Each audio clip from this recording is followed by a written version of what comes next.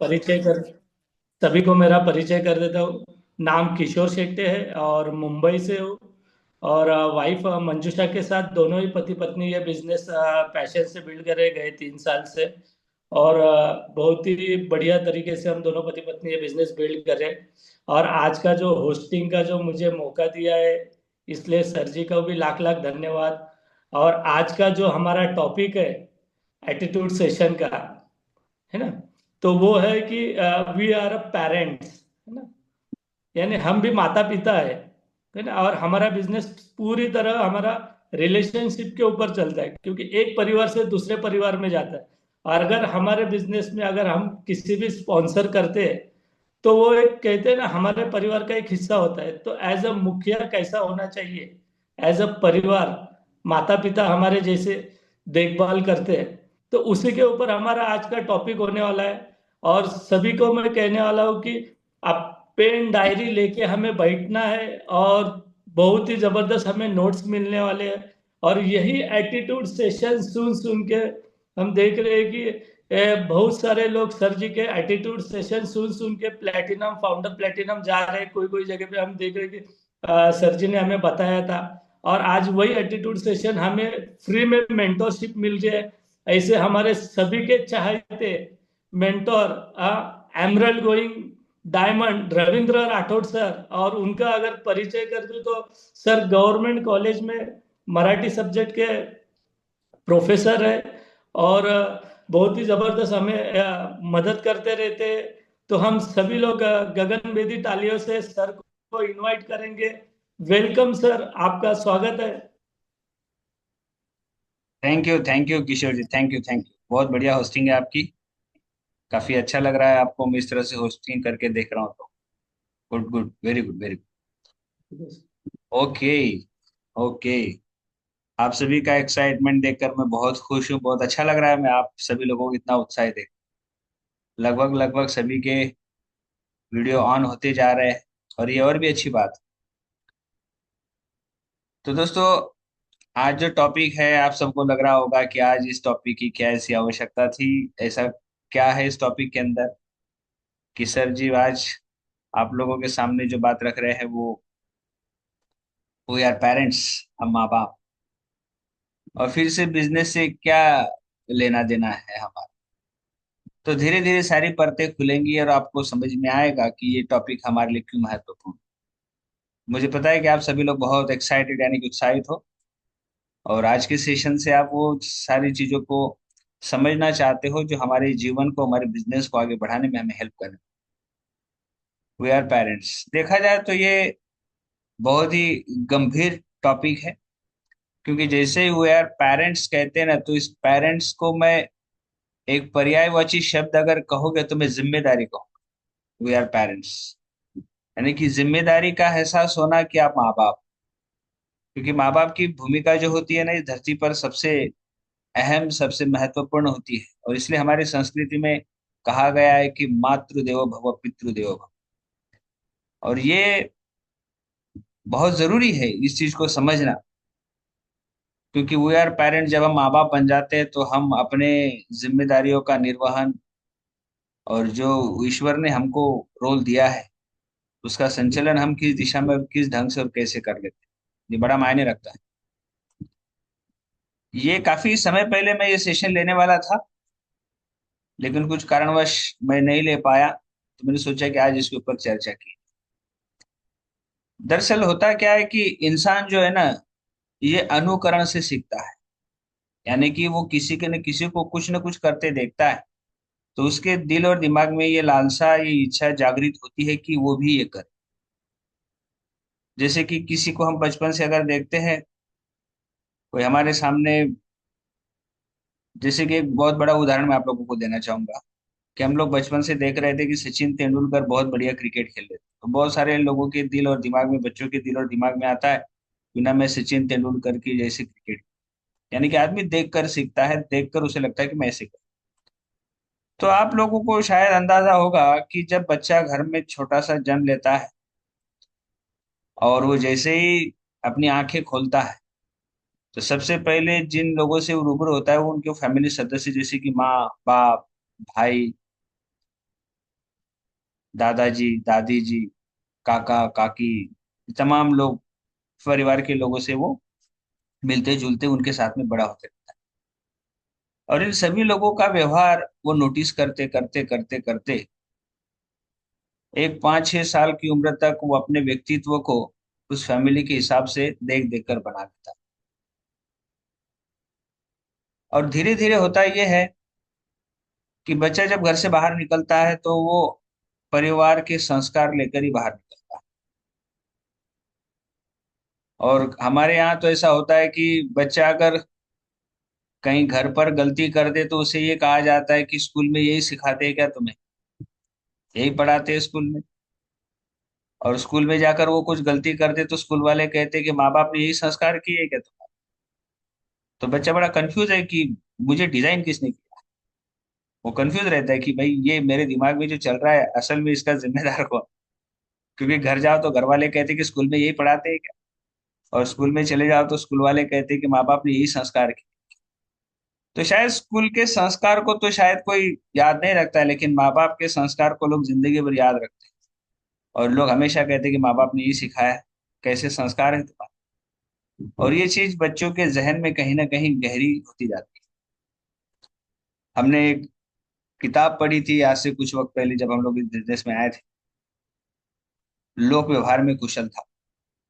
ये जो किताब है लोक व्यवहार में कुशल था, बड़ी खूबसूरत किताब। मैं तो कहता हूँ कि हर एक इंसान ने इस किताब को पढ़नी चाहिए, एक बार नहीं, दो बार नहीं, तीन बार नहीं, चार बार नहीं, पांच पांच बार पढ़नी चाहिए। क्योंकि हमको किस तरह से व्यवहार करना है इसका आकलन होना, कभी कभी अगर देर हो जाए तो जिंदगी बीत जाती। हाँ, बाल पक जाते, फिर लोग कहते कि भाई सुधार नहीं हुआ। ना एक कड़वे वचन आते थे कुछ वक्त पहले, हमने एक मुनिश्री तरुण सागर जी महाराज के कड़वे वचन, अभी तो इस दुनिया में नहीं है, लेकिन उनके कड़वे वचन को हमने एक बार सुना था कि एक बुढ़ा बचपन में ही मर गया। तो मैं बहुत सोच रहा था कि एक बुढ़ा बचपन में मर गया, ऐसा क्यों कह रहे हैं। क्योंकि कुछ लोग बड़े हो जाते लेकिन उनका बचपना जाता नहीं है। तो ये उनकी लाइन थी। और बहुत बार होता क्या है ना कि हम लोग बड़े हो जाते हैं लेकिन उस तरह से बड़े नहीं होते जैसे हमको होना चाहिए। जैसे उस किताब को, जब मैं डेल कार्नेगी जी की किताब है, जैसे मैंने कहा उस किताब को मैंने पढ़ा तो उसमें उन्होंने एक टॉपिक दिया है, पेज नंबर 50, अगर आपको मिल जाए तो पढ़ लेना आप। तो उस पेज नंबर 50 पर उन्होंने फादर फॉरगेट्स करके एक टॉपिक लिखा है, एक पत्र लिखा है। और वो पत्र उन्होंने अपने बेटे को लिखा है। जब मैं उस किताब को पढ़ रहा था और जब इस टॉपिक पर मैं आया और जैसे उस टॉपिक को मैंने पढ़ना शुरू किया, फादर फॉरगेट्स, तो मैं नीचे आते आते आते आते उसके अंत तक आते आते मेरे आंखों से आंसू आने लगे। कि हम भूल जाते हैं कि हमारे घर में बच्चे हैं, हम भूल जाते हैं कि हमारे बच्चे बच्चे हैं। नहीं, बहुत बार हमको लगता है कि भाई वो हमारी तरह व्यवहार करे, हमारे जैसे ही रहे। बच्चे बच्चे होते हैं, वो ईश्वर का रूप होता है, सबको पता है, और उनका अपना एक व्यवहार होता है, उनकी अपनी एक सोच होती है, उनकी अपनी एक दुनिया होती है। और बहुत बार हम अपने जीवन को इस तरह से सीरियस लेते हैं, या फिर कहीं हम लोग उलझन में होते हैं, कहीं टेंशन में होते हैं, कुछ तो हमारे जीवन में होता है ना, बच्चों के बचपन को नजरअंदाज कर। तो वो यार पेरेंट्स का मतलब ये है कि पेरेंट्स को पर्यायवाची शब्द मैंने कहा है कि जिम्मेदारी, पर्यायवाची शब्द का है जिम्मेदारी। जिम्मेदारी का मतलब सिर्फ ये नहीं कि बच्चों को पैसे दे दो और फिर वो उससे उनका जीवन यापन होता है। बिल्कुल, बच्चे जब आपको देखते हैं ना तो वो आप ही की तरह गुस्सा करते, वो आप ही की तरह प्यार करते, वो आप ही की तरह व्यवहार करते। मैं इस वक्त आप सभी को बताना चाहूंगा कि अभी हमारे भारतवर्ष में कुंभ मेला चल रहा है प्रयागराज में। 144 साल बाद ये कुंभ मेला आता है। और इस कुंभ मेले की बहुत सारी वीडियोस आए दिन वायरल होती रहती है। और कुछ वक्त पहले ऐसी एक वीडियो से हमारा सामना हुआ, और उस वीडियो में हमने एक व्यक्ति को देखा जो आज गुरु, एक बाबा बने हैं, और वो बहुत फेमस हो चुके पूरे भारतवर्ष में, पूरी दुनिया में। आईआईटी वाले बाबा, आप लोगों ने भी सुना होगा आईआईटी वाले।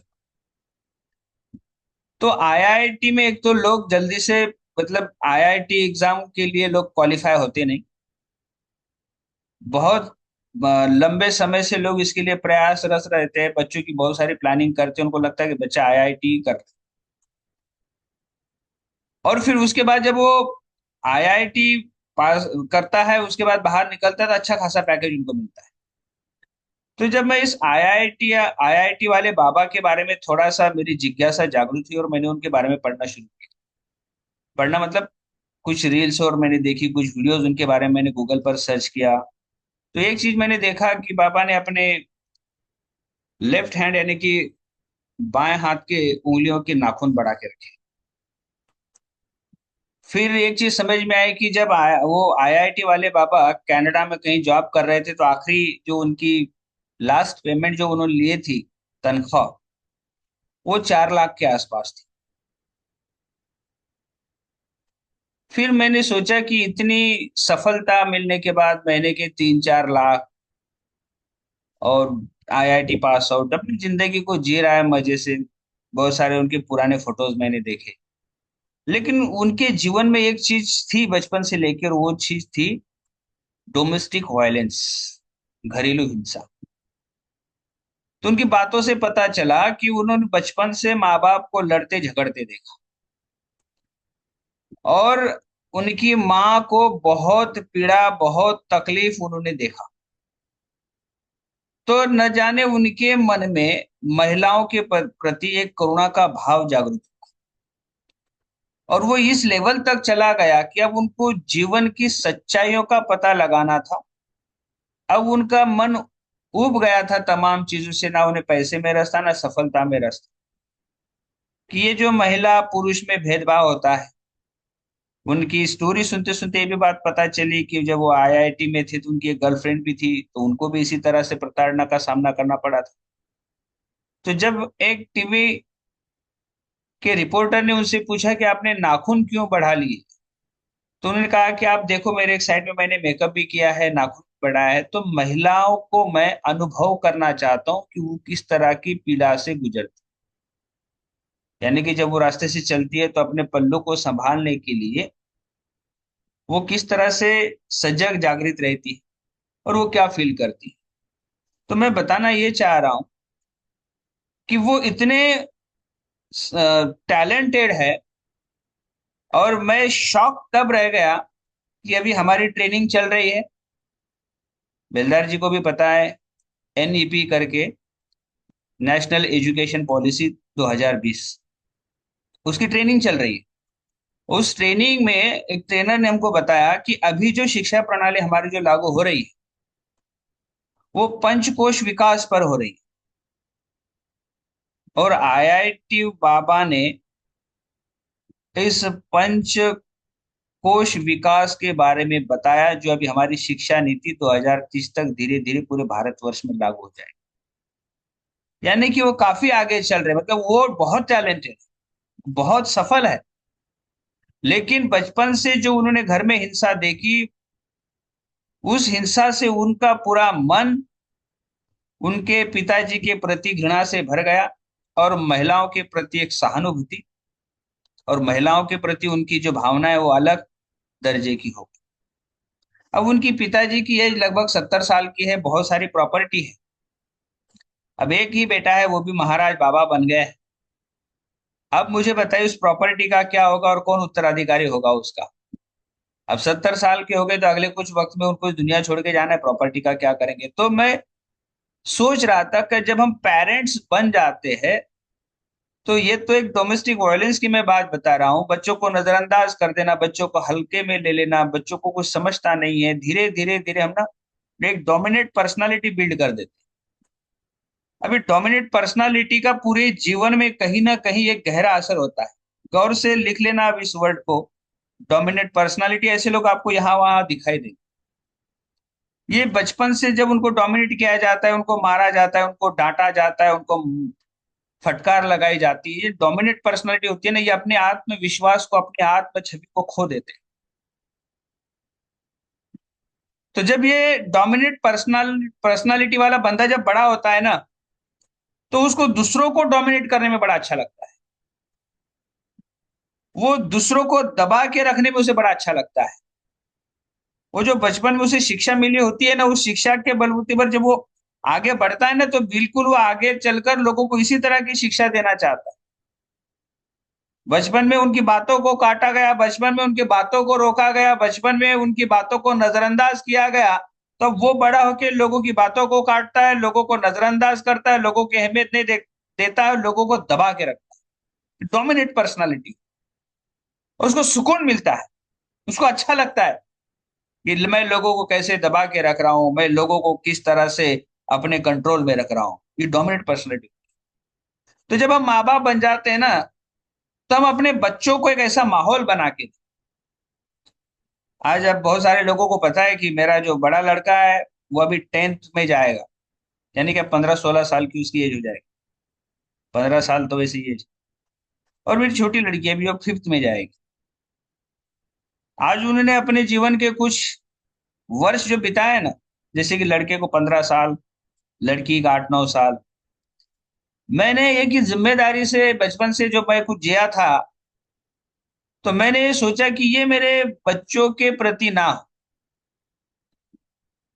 तो इन दोनों को हमने जीवन में मारना, ये तो बहुत दूर की बात है, लेकिन कभी ऊंची आवाज में तक आज तक हमने उनसे बात नहीं किया। बहुत सारे लोगों को ये बड़ा आश्चर्य लगेगा कि भाई 15 साल का लड़का है और जिंदगी में आज तक एक बार भी उसे डांटा नहीं। हमारा तो इसके ऊपर विश्वास है, लेकिन ये सच्चाई है।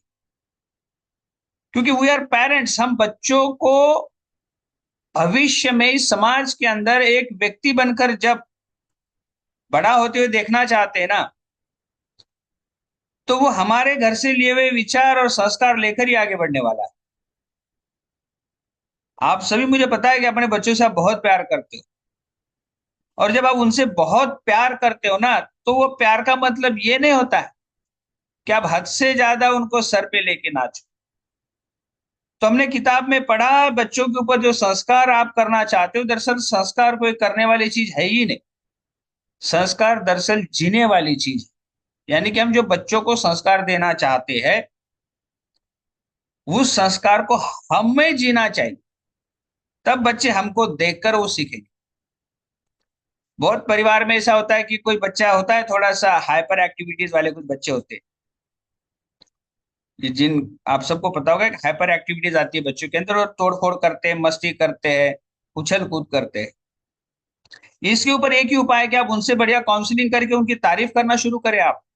लेकिन हम उल्टा करते हैं, उनको डोमिनेट करते हैं, उनको हम लोग डांटते हैं। टीम से बहुत बार लोग आते हैं, बात करते हैं मेरे से, और लोग कहते हैं कि सर मेरी जो बेटी है वो थोड़ा सा मस्ती कर लेती है, तो इस चीज को लेकर घर में बड़ा विषय बनता है, उसे डांटा जाता है, तो मुझे डर लगता है कि इसके भविष्य के साथ क्या होगा। बिल्कुल, देखिए हिंसा ये, इसका कोई समर्थन नहीं कर सकता है, और हिंसा का समर्थन करना भी नहीं चाहिए। तो हमको धीरे धीरे अपने परिवार को संभालना होगा। और जब हम इस बिजनेस में आते हैं ना, तो जैसे हमारा परिवार, हमारे बच्चे, हम हैं, अब धीरे धीरे हमारा बिजनेस में जो धीरे धीरे हमारा बिजनेस बढ़ता है ना, ये भी हमारा परिवार बनता है, और हम लोगों को साइन अप करना शुरू करते हैं, लोग हमारे बिजनेस में आते हैं ना, तो हम यहाँ पर भी एक पेरेंट्स बन जाते हैं। समझ रहे हो अब मैं क्या बता रहा हूँ?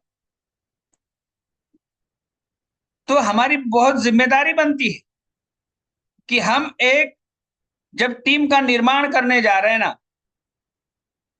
तो लोग हमको मेंटोर, गुरु, अपलाइन जब कहते हैं ना, तो हम वहां पर एक माँ बाप की भूमिका में आ जाते हैं। अगर हमने अपने घर में बच्चों के साथ में व्यवहार करते गलतियां कर दी, तो यही गलतियां हम अपनी टीम में बहुत बार कर सकते हैं। याद रखना भी इस बात। यदि मैं मेरे बच्चों के प्रति मुझे आदर प्रेम भाव नहीं है, तो ये सवाल ही नहीं उठता कि मेरे टीम में आने वाले लोगों के साथ मेरे वो भाव हो। और दूसरा चीज मैं आपको बता देता हूँ, प्रेम भाव, और इसका मतलब ये नहीं कि लोग आपको ये कहे कि बच्चे के प्यार में इतना अंधा है कि क्या कहे। महाभारत में एक पात्र था जो बच्चों के प्यार में बहुत ही अंधा था। अगर किसी को पता होगा तो आप वो मुझे बता सकते हैं कि कौन था, कि जो बच्चों के प्यार में अंधा था, और उस अंधेपन ने बच्चों को ज्यादा लाड प्यार किया, तो 100 के 100 बच्चों को मरना पड़ा। ये महाभारत की उस पात्र की बात मैं बता, दुर्योधन उनका पुत्र था। ये मैं धृतराष्ट्र की बात बता रहा। तो अंधे भी नहीं होना है। और मुझे एक चीज ये और ये पता है कि बाप से ज्यादा महत्वपूर्ण भूमिका अपनी मां की आती है। इसलिए तो लोग कहते हैं कि राष्ट्रमाता जीजाबाई थी तो छत्रपति शिवाजी महाराज बने। और ठीक हमारे बिजनेस में भी ऐसे यही कहते हैं कि रिलेशनशिप बिल्ड करने जो महिलाएं कर सकती पुरुष कभी नहीं कर सकते। इसलिए इसको फैमिली बिजनेस कहा गया है। इसको फैमिली बिजनेस इसीलिए कहा गया है कि वी आर पेरेंट्स। जब हम लोगों को साइन अप करना शुरू करते हैं, जब हमारा परिवार बढ़ना शुरू होता है, तो हम माँ बाप की भूमिका में आ जाते हैं। और हमको सही संस्कार, सही आचरण, सही व्यवहार से अपनी टीम को बिल्ड करना होगा। ये हमारी जिम्मेदारी। क्योंकि हम अगर बच्चों को बड़ा होते हुए समाज को एक नया डायमेंशन या नया आयाम अगर बच्चा देना चाहे, तो उसके पास वो पर्याप्त वो प्रेम लुटा पाए, वो विश्वास दे पाए, लोगों का डर कम कर पाए। एक ऐसा बच्चा हम अगर समाज को दे पाए तो समाज का तो वो बहुत सारी पीड़ा का, दुख का, गरीबी का हरण कर सकता है। और हम अपनी टीम में, छोटी सी टीम हो सकती है हमारी कुछ लोगों की, बस इसी विचारधारा को हम डुप्लीकेट करें। We are parents.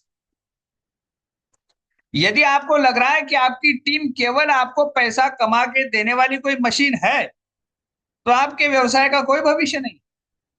और हमने शुरू से कहा है कि आपका स्वार्थ आपके विनाश को आमंत्रित करता है। और बहुत बार कहा भी है हमने। और आपके बच्चे बस आपसे ही सीखेंगे, वही चालूपना, वही बदमाशी, वो सब कुछ करेंगे क्योंकि उन्होंने देखा है और वो देखेंगे, सीखेंगे। लेकिन किसी बच्चे ने बाप को लोगों को मदद करते हुए देखा है, लोगों के दुख में खड़े होते हुए देखा है, बहुत कुछ न्यौछावर करते हुए देखा है, तो बच्चे वैसे ही व्यवहार करते हैं। संस्कारों की लेगेसी इसी तो कहते हैं। हम इसको ब्रेक कर सकते हैं अगर अब पहले कुछ ऐसा हुआ है, लेकिन हम यहां से आगे ऐसा नहीं करें। तो हमारे घर परिवार में और अपने व्यवसायिक परिवार में हम इसी चीज को डुप्लीकेट करें कि यदि मैं मेरी टीम में एक ऐसा योद्धा बना पाऊं कि जो बहुत सारे लोगों को दिशा दिखाने का काम करे, तो मुझे प्राउड फील होना चाहिए कि मेरी टीम में एक ऐसा बंदा है। क्योंकि बाप और बेटे में कोई कंपटीशन हो ही नहीं सकता। अगर बाप सिंपल सा सिपाही है पुलिस में और बेटा आईपीएस बन के आ जाए, तो बाप को बिल्कुल सीना तान कर प्राउड फील होता है और बच्चों को सैल्यूट करता है। मैं चाहता हूं कि यही भाव हमारे बिजनेस में आए। आपकी टीम में कल को कोई एक ऐसा बंदा है जो लोगों को प्रभावित करता है, लोगों को मोटिवेट करता है, या फिर लोगों की जिंदगी बदलने की काबिलियत रखता है, लोग उनकी बातों को मानते हैं, लोग उनकी बातों को सुनते हैं, तो आप उनको अप्रिशिएट करें। पीठ थपथपाए उस बच्चे की, उसका हौसला बढ़ाए। जितना मैं एमवे को समझ पाया हूं, एमवे केवल पीवी का बिजनेस नहीं। क्योंकि जब एमवे के आप फंडामेंटल्स देखते हो ना, तो उस फंडामेंटल्स में फैमिली फैमिली सबसे पहले आती है। होप्स, दुनिया का सबसे महान कार्य है किसी को होप देना। Family, hopes, rewards and freedom, इसमें कहीं पीवी लिखा है? पीवी पांचवा छठवां स्तंभ है पीवी इसमें कहीं? वो प्रक्रिया का हिस्सा है। आप उसको अंतिम लक्ष्य बना दोगे तो इन चार फंडामेंटल्स आपके बिजनेस में लागू नहीं। मैं आईआईटी वाले बाबा का जिक्र इसलिए कर रहा था कि डोमेस्टिक वायलेंस के कारण, घरेलू हिंसा के कारण, वो एक ऐसा बंदा था जो समाज को एक नई दिशा दे सकता था, समाज के बहुत सारे काम में आ सकता था। लेकिन घरेलू हिंसा से वो उनका मन उबक गया और उन्होंने त्याग दिया सब कुछ।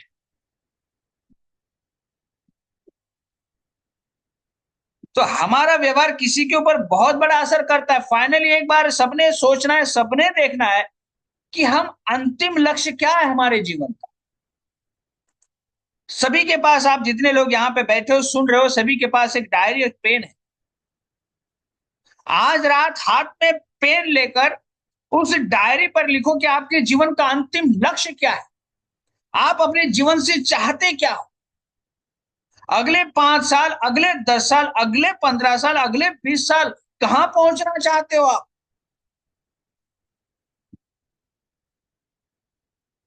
कौन सी ऐसी चीज है जो आपको आकर्षित करे जा रही है, कौन सी ऐसी चीज है जो आपको लुभा रही है, कौन सा ऐसा लक्ष्य है जो आपकी नजरों से ओझल नहीं हो रहा।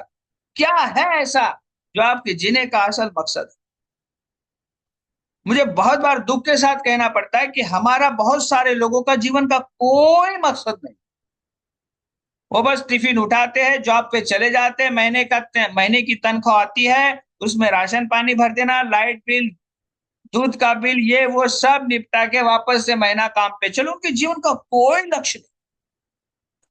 लेकिन इसी तरह का काम करते करते बहुत सारे लोग अपने लक्ष्य को कभी आंखों से ओझल नहीं होने देते। उसके लिए वो दिन रात प्रार्थना करते, कोशिश करते, मेहनत करते और उस लक्ष्य को हासिल करना चाहते। क्या लक्ष्य है आपके जीवन का अंतिम लक्ष्य, कहां पहुंचना चाहते हो आप। लिखो आज रात और उस लक्ष्य को भेजो मुझे व्हाट्सएप के ऊपर कि सर ये मेरे जीवन का अंतिम लक्ष्य है, कि यहां मैं पहुंचना चाहता हूं। कौन सी ऐसी चीज है जो आपको आकर्षित करे जा रही है? और जिस तरह से आप सोचोगे, जिस तरह से आपका व्यवहार होगा, इसी तरह से ये व्यवहार आपके इर्द गिर्द के लोगों के ऊपर पूरी तरह से प्रभाव डालता है। हमारे बच्चे क्या है, हमारे आचरण के, हमारे व्यवहार के प्रतिबिंब, आईना है। हमारी टीम क्या है, लीडर का पूरी तरह से अगर देखा जाए, एक लीडर का जो परिवार है, एक, मान के चलो कि आप प्लैटिनम हो, फाउंडर प्लैटिनम हो, एमरल्ड हो, जो भी हो आप, आपकी टीम आपके आचरण का, आपके व्यवहार का प्रतिबिंब ही तो है। और शायद ये बात मुझे बहुत जल्दी पता चल गई थी, तो मैंने जानबूझकर बहुत बार ये कोशिश की है कि क्यों ना हम ऐसे बिजनेस को बनाए जहां लोग उन्नत हो, लोग प्रगत हो, लोग सफल हो, और ना सिर्फ पैसा, लोगों का व्यक्तित्व इतना प्रभावशाली बने कि लोग उस प्रभाव में आकर हमारे साथ कनेक्ट होकर बड़ा बिजनेस बनाना चाहे। हमने कोशिश की। ये एटीट्यूड सेशन उसी का हिस्सा है। एटीट्यूड सेशन खत्म होते पीवी वाला कंसेप्ट स्टार्ट नहीं होता है हमारा, कि इस एटीट्यूड सेशन के बाद दूसरे दिन 10,000 पीवी का बिजनेस होगा, ऐसा नहीं है। मुझे सिर्फ इस बात का एहसास है कि हम धीरे धीरे लोगों को एक ऊंचाई पर लेके जाए, जहां लोग अपने दिल, अपने दिमाग, अपने व्यवहार, अपने आदतों से, अपने चरित्र से अमीर है। ये प्रोसेस है, एकदम से नहीं होगा। और उस प्रोसेस का हिस्सा ये एटीट्यूड सेशन है। मैं आपको इस सेशन में 200 पीवी या 600 500 पीवी कैसे बनाना नहीं सिखाऊंगा। हाँ, हर सेशन में ये बात होगी जिससे आपके व्यवहार, आपके सोच, आपके आचरण, आपके बातों में कुछ ना कुछ परिवर्तन धीरे धीरे धीरे धीरे होता रहे। और आज के सेशन को लेने का जो हमारा असल मकसद है ना, वी आर पेरेंट्स। एक टीम है हमारे साथ, एक परिवार है हमारे साथ, और हम चाहते हैं कि आप माँ बाप की भूमिका अदा करें। आपके साथ जब कोई बंदा साइन अप हो रहा है ना, तो वो ठीक ऐसा है कि आपने उनको इस बिजनेस में जन्म दिया है, आप उनके माँ बाप बने। मैं माफ कर देता हूं, घृणा मुझे आती नहीं। रात 12 बजे मैं दिमाग से डिलीट मार देता हूं। किसी का व्यवहार मेरे प्रति क्या है वो मेरे कंट्रोल में का, कोई मुझे लेकर क्या सोच रहा है ये मेरे कंट्रोल में का, मैं वो नहीं बदल सकता कि इस मीटिंग में बैठे हुए लोग मेरे बारे में क्या सोच रहे हैं, या मेरे जॉब पर मेरे बारे में लोग क्या सोच रहे हैं, या मेरे रिश्तेदारों में लोग मेरे बारे में क्या सोच रहे हैं, वो मेरे कंट्रोल में नहीं। लेकिन हाँ, मैं मेरे बारे में क्या सोच रहा हूं ये मेरे हाथ। इसलिए उनके किसी भी व्यवहार का मेरे ऊपर अब असर नहीं होता है। ये मैंने धीरे धीरे बनाया अपने आप। आपके भावनाओं को, आपकी सोच विचार को आपको नियंत्रित करना आ जाना चाहिए, क्योंकि मन बहकता है, उसको नियंत्रित करना आपको आ जाना चाहिए एक हद तक। क्योंकि इस संसार में कोई भी चीज हमेशा के लिए नहीं है। जिसका जन्म है उसका अंत है, और अंत ही आरंभ है। इस धरती पर जिसने भी जन्म लिया है, जिस भी चीज का इनोवेशन हुआ है, फिर वो धरती ही क्यों ना हो, शाश्वत यहाँ पे कुछ भी नहीं है सिवाय सत्य के। और सत्य यह है कि सबका विनाश अटल। धरती का जन्म हुआ, ब्रह्मांड बना, इसका भी एक समय के बाद अंत निश्चित है। हम बने, आप बने, हमारे थॉट्स बने, इनका भी अंत निश्चित है। कुछ भी नहीं यहां हमेशा रहने वाला। कई 100 साल पहले पीछे चले जाओ, वो लोग अब नहीं है जो इस दुनिया पर प्रभाव डालते थे।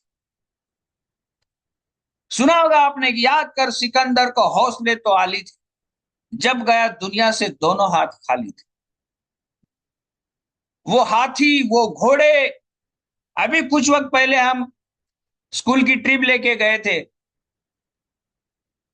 रायगढ़, और वो जब नजारा देखा तो माय गॉड क्या रहा होगा यहाँ पर, आज क्या है वहां। पिछले समर में मैं फैमिली ट्रिप अजमेर गया। आमेर का किला देखा हमने वहां पर, जोधाबाई का मायका। और जहां से उस संपूर्ण एरिया का संचालन होता था, जहां से कुछ हुक्म निकलते थे, जहां से कुछ आदेश निकलते थे, जहां कुछ रुतबा था, रौनक थी, आज वो 50-50, 100-100 रुपए में लोगों का दिल बहलाने का काम कर रहे दोस्त। सोच सकते हो आप? किसी सिंहासन पर बैठा राजा सेना से कहता था कि इसको सजाए मौत दे दो। आज वहां पर 50-50 रुपए टिकट लेकर लोगों को मनोरंजन और ज्ञान अर्जन का काम हो रहा है। कुछ भी यहाँ पे हमेशा के लिए नहीं रहने वाला दोस्त। ना दोस्ती, ना दुश्मनी, ना प्यार, कुछ भी नहीं। सबका अंत निश्चित है। तो क्यों ना जो जीवन हमको मिला है हम उसको खुशनुमा बनाए। जो जीवन हमको मिला है उसको पूरी तरह से जिया जाए। अपने परिवार, अपनी टीम, सभी के सफलता के पुरजोर कोशिश किया जाए, सभी के सफलता के लिए प्लानिंग की जाए, मेहनत की जाए। और इस छोर से लेकर उस छोर तक, नॉर्थ पोल से साउथ पोल, साउथ पोल से नॉर्थ पोल, पूरब से पश्चिम, उत्तर से दक्षिण, इस धरती को, सुनहरी धरती को खुली आंखों से देखा जाए, मेहनत करी जाए। या फिर सुबह से लेकर शाम तक हम लोग टिफिन बॉक्स में अटके पड़े। मुझे खुशी है कि शायद कुछ अच्छे कर्म रहे होंगे हमारे माँ बाप के, उनका हमारे ऊपर बहुत आशीर्वाद, बहुत प्यार रहा होगा, जो हमको ये बिजनेस मिल गया। वरना हम किसी क्रूज के अंदर 6 दिन समंदर में जाकर समंदर समंदर की विशालता को कहां भापने वाले थे। आप किनारे पर खड़े होकर समंदर की विशालता का, समंदर की विशालता जो है आप उसको तो पूरी तरह से निहार नहीं सकते। उसके लिए आपको डीप सी में जाना पड़ेगा, गहरे समंदर में जाना पड़ेगा। जब आपकी हवाई जहाज 12,000-15,000 फीट ऊपर जाती है ना, और ऊपर से आप नीचे देखते हो ना, तो हमारे बहुत ही छोटे होने का एहसास हमको पता चलता है। कहाँ इस ब्रह्मांड में है और किस बात का अहंकार है, क्या है हमारे पास। अगर किसी को लगता है कि भाई मैं बड़ा खूबसूरत हूं, मैं बड़ी खूबसूरत हूं, क्या लगता है खूबसूरती को बदसूरती में बदलने क्या लगता है? राजा को रंक होने में क्या लगता है? इसलिए हम सब एक ऐसे परिवार की रचना करें, ऐसे परिवार की संरचना करें जहां सब एक दूसरे का प्यार, एक दूसरे का सम्मान कर रहे, एक दूसरे को माफ कर रहे। हमें तमाम किताबें क्या सिखाती है, तमाम किताबें क्या पढ़ाती है? पिछले 10 साल से एमवे बिजनेस मुझे क्या समझाने की कोशिश कर रहा है? वी आर ह्यूमन बीइंग, इंसान है हम लोग। हम जीना चाहते, हमें सुकून चाहिए, हमें प्रेम चाहिए, हमें सम्मान चाहिए। पति को पत्नी की नजर में, पत्नी को पति की नजर में, माँ बाप को बच्चों की नजर में, बच्चों को माँ बाप की नजर में प्रेम और सम्मान चाहिए। कभी कभी लोग जॉब से घर आते हैं, मैं बहुत सारे लोगों को तो जानता हूं, वो उनको लगता है कि मैं काम कर रहा हूं, मैं मेहनत कर रहा हूं, मैं पूरे फैमिली के ऊपर एहसान कर रहा हूं, कुछ ऐसा बर्ताव रहता है। गुस्सा आना, थकान होना, ये अलग बात है, लेकिन आपकी फैमिली, आपकी फैमिली जहां प्लान दिखा रहे हो, जहां आप डेमो कर रहे हो, जहां टीम को आप बना रहे हो, ये आपकी जिम्मेदारी, क्योंकि आपने बिजनेस को बनाने का निर्णय ये आपका है। आप ऐसा नहीं कर रहे हो किसी के ऊपर, मैं सिर्फ मेरे लिए कर रहा हूं। हर एक बंदा समझ जाए कि ये बिजनेस सिर्फ मेरा है, मैं मालिक हूं इसका। ना मैं अपलाइन के लिए कर रहा हूं, ना मैं डाउनलाइन के लिए कर रहा हूं, लेकिन हाँ, अब मैं एक मुखिया हूं, तो मुखिया की जिम्मेदारी कुछ अलग लेवल की होती है। वो सबको समा लेता है, वो सबको संभाल लेता है, सबके प्रति उसकी भाव होती है। वो एक दूसरे में कभी, एक माँ बाप ऐसे नहीं होते कि दोनों बच्चों में भिड़ंत या दोनों बच्चों में संघर्ष पैदा कर दे, झगड़ा पैदा नहीं। ये हम सबकी बहुत बड़ी जिम्मेदारी है। जो हुआ उसको निकाल दे, गलतियां किससे नहीं होती, जो हुआ उसको निकाल दे। हो सकता है कि आपका बच्चा या आपकी टीम में जो बंदा है, वी आर पेरेंट्स, शायद वो आपकी तरह, आप जैसा चाहते हो वैसा ना हो, लेकिन कुछ तो है। शायद आपको लगता है कि, बहुत बार लोगों को लगता है कि मेरा बच्चा अगर 98% लाएगा सर, तो मुझे बड़ा फख्र होगा। अरे मैं कहता हूं, आपको बच्चा है इस बात का आपको फख्र होना चाहिए सबसे पहले। आप बाप हो किसी के, इस बात का आपको फख्र होना चाहिए। परसेंटेज क्या मायने रखते हैं जी? क्या मायने रखते हैं? बच्चों को इस काबिल बनाओ सर, कि जब भी वो इस संसार में निकले ना, तो कोई भी प्रेशर वो आराम से झेल सके। आप उसको सम्मान सम्मान या फिर समाज की दुहाई दे देकर इतना डरपोक मत बनाओ कि वो लोगों का सामना ही ना कर सके। नहीं बेटा लोग क्या कहेंगे, नहीं बेटा लोग क्या कहेंगे, ये दुनिया का सबसे घटिया डायलॉग, सबसे घटिया डायलॉग। लोग और समाज क्या कहेंगे, ये सबसे घटिया डायलॉग। लोग इसमें जीना छोड़ देते यार, जिंदगी दांव पे लगा दे, सुसाइड कर लेते लोग। मुझे कम अंक, कम मार्क्स मिले। आपने जीवन को समझ के क्या रखा है? चंद डिग्री आपके सर्टिफिकेट, क्या समझ के रखा आपने जीवन को? हमें खुद कभी हमने अच्छे मार्क्स नहीं लिए जीवन में, क्या हम जीवन में फेल है? हमें आज तक 60% नहीं मिले जीवन में कभी, 60%। लास्ट आंकड़ा है हमारा 59.6, 60 कभी मिलेंगे? क्या लगता है हम जीवन में फेल है? लेकिन बहुत सारे लोग ना बच्चों को इतना प्रताड़ित कर देते, इतना जीना हराम कर देते उनका, बेटा इतने अंक आएगा, चाहते हैं, ओपन डे होता है स्कूल में बुलाते हैं, और आपके बच्चों का पता है मूल्यांकन कैसे होता है? इसको गणित में इतने मार्क्स, इंग्लिश में इतने मार्क्स है, और आप दुखी हो जाते हो, दुखी हो जाते हो आप। आपको अपमान लगता है टीचर जब कहती है। आप अड़ोस पड़ोस में नहीं कहते हो कि मेरे बच्चे को इंग्लिश में 100 में से 40 आए, आपको अपमान लगता है। सोचो यार, आपका ये व्यवहार देखकर उस बच्चे को कितना अंदर से पीड़ा होती है। आपको क्या लगता है आपकी जिंदगी उन चंद डिग्रियों के सर्टिफिकेट में अटकी है?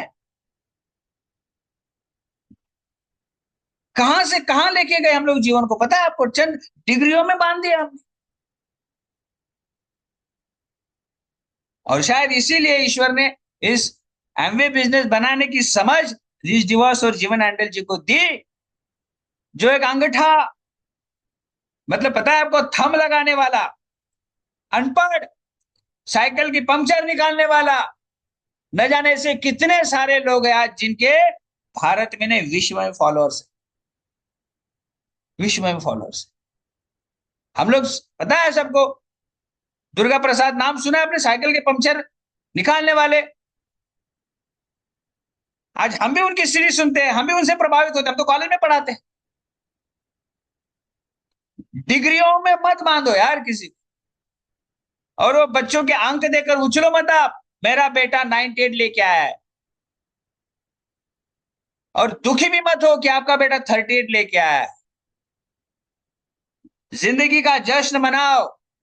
हमसे किसी ने पूछा था कि आपके लिए जीवन का सबसे महत्वपूर्ण और आनंदमय क्षण क्या है, और हमने कहा सर हम अभी भी जिंदा है, इससे बढ़िया क्या हो सकता। हम जिंदा है यार, हम सांस ले पा रहे हैं। अरे जिंदगी, मैं बताऊं आपको, चंद डिग्रियां आपकी जिंदगी को आकार नहीं दे सकती है। हमने बच्चों को इतना कमजोर और लाचार बना दिया है ना। बहुत सारे बच्चे इंजीनियरिंग में जाते हैं, बहुत सारे बच्चे मेडिकल में जाते हैं, वो झेल नहीं पाते स्ट्रेस वहां का। माँ बाप की बहुत सारी उम्मीदें, बहुत सारी इच्छाएं, आकांक्षाएं को बोझ बन जाते हैं वो उनके सर के ऊपर, वो सुसाइड कर लेते। हमने जिन बच्चों को जन्म दिया, एक बार उनकी आंखों में तो देखो आप वो चाहते क्या है। हम कभी गुस्सा नहीं है बच्चों के मार्क्स देखकर, भाई हटा सावन की घटा, जिंदगी है, कहीं भी कुछ भी कर लेंगे, जिंदगी जी लेंगे, लेकिन जीना है, जिंदगी जीना है। हमें यही तो सिखाता है फैमिली। हमको जिंदगी जीना है, फ्रीडम के साथ जीना है। बनाओ अच्छी जिंदगी, बनाओ अच्छा बिजनेस, फाउंडर डायमंड बन के बच्चों को हैंड ओवर कर दो, साल के करोड़ करोड़ बना के जिंदगी जिएंगे। अपनी टीम में डायमंड बनाओ, अपनी टीम में डायमंड बनाओ। हम तो उलझे सर, महीने के कितने पीवे आएंगे, जिस महीने सर मुझे कुछ भी करके ये जाना है। भैया जिंदगी का अंतिम लक्ष्य आज रात आपको ढूंढना पड़ेगा। आप इस खूबसूरत जिंदगी से चाहते क्या हो? कौन सी ऐसी चीज है जो आपको प्रभावित कर रही है, कौन सी ऐसी चीज है जो आपको आकर्षित कर रही है? मैं कभी आज तक मैंने बच्चों को कभी ऐसा आंख निकाल के भी नहीं देखा, कभी ऊंची आवाज में बात नहीं किया। मैं रिस्पेक्ट करता हूं मेरे बच्चे का उसी तरह जैसे मैं मेरे पिताजी का रिस्पेक्ट करता हूं। मैं मेरे बच्चों की राय उसी तरह से लेता हूं जैसे मैं मेरे माँ बाप की राय लेता हूं। तू बच्चा है, तेरे को समझता नहीं, इधर बैठने का नहीं, तू जा, ऐसी लाइन मत बोलिए तो। और अपनी टीम में भी, तू 3% तेरे को समझता नहीं, तू मत बोल कभी, उसी तरह से गले मिलो। मैं कोशिश करता हूं कि जिस तरह से मैं नामदेव बेलदार उगले जी से मिलता हूं, उसी तरह से मैं 3% लोगों से भी मिलता हूं। वी आर पेरेंट्स, हम अब माँ बाप की भूमिका में है, टीम में भी, घर में भी। ईश्वर ने हमको चुना है लाखों लोगों के जीवन को बदलने के लिए। आपको पेरेंट्स बनाना ये ईश्वर की मर्जी है, बस आपको सही रोल प्ले करना है दोस्त। बाएं फैलाकर जिंदगी पुकार रही है आपसे कि जियो खुल के, लेकिन आप बहुत टेंशन में रहते हो। आपको फोन कॉल करते वक्त डर लगता है दोस्त। किस चीज का डर है? कौन तुम्हें मार सकता है? क्या लेके आए थे, क्या लेके जाओगे? सब यही पड़ा रह जाएगा। आईआईटी वाले बाबा, आईआईटी वाले बाबा के पिताजी 70 साल की एज में, करोड़ों की प्रॉपर्टी है, क्या होगा उस प्रॉपर्टी का? किसके लिए ये सब? जो है वो खूबसूरत है, जो है पर्याप्त है, जो है एकदम सही है। जिंदगी जीना आ जाना चाहिए बस। मैं जिंदगी का साथ निभाता चला गया, हर फिक्र को धुएं में उड़ाता चला गया, लेकिन मेहनत में कोई कसर नहीं छोड़ना है दोस्त। आपके बच्चे टकटकी लगाए आपसे पूछ रहे, पापा अगली लेवल कब आएगी हमारी, कब प्लैटिनम जाएंगे, कब एमरल्ड जाएंगे, कब कब कब? समझ रहे हो आप? लेकिन जब आप निर्णय लोगे ना, तब आपके डिसीजन के ऊपर आपका बिजनेस है दोस्त। आपके निर्णय के ऊपर आपका बिजनेस। एक तगड़ा निर्णय ले लो, परिवार का मुखिया हो आप। अगर आपने बिजनेस साइन अप किया, एक भी बंदे को अगर आपने ज्वाइन कर दिया ना, तो आप उसकी मुखिया हो, उसके रोल मॉडल बनो आप। बहुत बार ऐसा लगता है यार, अभी कल काम करूंगा, परसों काम करूंगा, अभी जाने दो यार, मुझे डर लग रहा है, कोई फोन नहीं उठा रहा है, कैसे काम करूं, इसका डर है। आपको ये सिर्फ डर नहीं है, ये आपके अंधेरे जीवन की शुरुआत है। ये सिर्फ डर नहीं है, ये आपके विफलता की शुरुआत है। प्यार करो लोगों से, प्यार करो बच्चों से। खैर, बहुत सारी बातें मुझे बतानी थी, लेकिन समय की दरकार है, रुकना पड़ेगा। मैं तो कुछ भी नहीं बोल पाया, सारा टॉपिक तो ऐसे ही पड़ा है मेरे पास, क्या करूं। लेकिन इससे ज्यादा नहीं बोल सकता मैं, क्योंकि समय की पाबंदी है। बहुत बड़ा टॉपिक है ये, वी आर पेरेंट्स। पेरेंट्स का पर्यायवाची शब्द एक ही है, जिम्मेदारी। एक ही है, जिम्मेदारी। आज रात अपने बच्चों का हाथ हाथ में लेकर, उसको गले से लगाकर ये एहसास दिलवाओ कि बेटा, बेटी, ये बाप या ये माँ किसी भी हालत में, किसी भी सूरत में तेरे साथ है। तू मेरा परिवार का प्राउड है, मुझे गर्व है कि तू मेरा बेटा है, तू मेरी बेटी। तू तेरी जिम्मेदारी का निर्वहन कर, मैं मेरी जिम्मेदारी का निर्वहन कर। तू उधर अपनी सफलता की परचम लहरा, मैं साम पे इंडिया में अपनी सफलता का परचम लहरा। कसम खा लो। और बहुत सभी लोगों को मेरा कहना है कि आज रात सभी ने अपने जीवन का अंतिम लक्ष्य एक दो लाइन में लिखकर मुझे व्हाट्सएप पर भेजना। मैं देखता हूं अपने जीवन को लेकर कितने लोग सीरियस, कितने ऐसे लोग हैं जो अपने जीवन के अंतिम लक्ष्य के बारे में जानते हैं, कितने लोग ऐसे जिनको पता है कि जिनको जाना कहाँ है। सबको पता होना चाहिए कि हम इस जीवन के सिर्फ यात्री है, चंद दिनों के, चंद पलों के हम सिर्फ यात्री है यहाँ पर। ये हमारा ठिकाना है नहीं। अगर लगता है कि आपको आपका ठिकाना है, तो आपके दादाजी कहाँ है, दादाजी के पिताजी कहाँ है? वो आए और गए, हम भी आए हैं और कुछ वक्त के बाद चले जाएंगे, लेकिन जिंदगी खूबसूरत बना के, जिंदगी जी के जाएंगे। याद रखिएगा, आज रात अपने जीवन का अंतिम लक्ष्य पूछ रहा हूं मैं। क्या चाहते हो आप इस खूबसूरत जीवन से? इस ईश्वर से क्या मांग रहे हो आप? इस बिजनेस से क्या उम्मीद रख रहे हो? पूछो एक बार अपने से। लिख कर भेजो मुझे दो दो तीन तीन चार चार पांच पांच लाइट में कि सर ये मेरे जीवन का लक्ष्य। असंभव इस धरती पर कुछ भी नहीं है, याद रखो। आपके बिजनेस में और आपकी सफलता, सबसे बड़ा एक ही चैलेंज है। अगर आप सोच रहे हो कि ये मेरे से नहीं होगा, यही सबसे बड़ा चैलेंज है। इस धरती पर असंभव ऐसा कुछ भी नहीं। अगर किसी ने पहले करके दिखाया है, तो आप भी करके दिखा सकते हो। ओके, आप सबसे बात करके मुझे बहुत अच्छा लगा, बहुत बहुत अच्छा लगा। इसी के साथ मैं मेरी वाणी को विराम देना चाहूंगा। तो मैं सभी के मैसेज का इंतजार करूंगा कि देखता हूं मुझे कितने लोग ऐसे हैं जो अपने जीवन के लक्ष्य को लेकर चले। Okay, thank you. Back to the host Kishore ji, over to you. Thank you sir ji. आज का सेशन तो बहुत ही जबरदस्त, यानी काबिले तारीफ जो आपने बातें की कि एक कहते हैं ना कि ये बिजनेस सिर्फ पीवी का बिजनेस नहीं है, तो एक फैमिली बिजनेस है। और रिलेशनशिप के ऊपर बिजनेस पूरी तरह निर्भर है। और अगर हमें बिजनेस में आए तो एज अ मुखिया करके ही हमें काम करना है, ये जो आपने एहसास दिलाया। क्योंकि हम उनके पेरेंट्स से, जिन्हें भी हम स्पॉन्सर कर रहे हैं। और आज ही मैंने जो सीडी सुनी थी बिल की, कि अगर हमें जो चीज चाहिए तो वो हमारे परिवार के लोगों को पहला दिला, तो वो हमें मिलने वाली है। अगर इस बिजनेस से कार लेना है, तो मुझे पहले, मुझे परिवार में जो मेरे बिजनेस में आए, तो उनको मुझे दिला कर देना है, तो ही ये मुझे मिलने वाली है। और जिस तरह हमारे, हम देखते हैं कि माँ बाप रियल लाइफ में हमारे परिवार के लिए दिन रात एक कर देते हैं, यानी बच्चों के लिए वगैरह। उसी तरह ये एमवे बिजनेस में हमें पूरी तरह, जैसे हमारे परिवार में जो लोग आए, तो उनके लिए दिन रात एक कर देना है तो ही, अगर उनके सपने पूरे हुए तो ही हमारे सपने पूरे होने वाले। तो थैंक यू। आज का सेशन बहुत ही बढ़िया हुआ सर जी, आपका काबिले तारीफ। ऐसा ही हमें अगर आपका सेशन हर हफ्ते मिलेगा तो बहुत ही जबरदस्त हमारा बिजनेस में भी ग्रोथ होगी। तो सर जी के आज्ञा से आज का सेशन यहाँ पे ही हम एंड करते हैं। Thank you sir. ओके।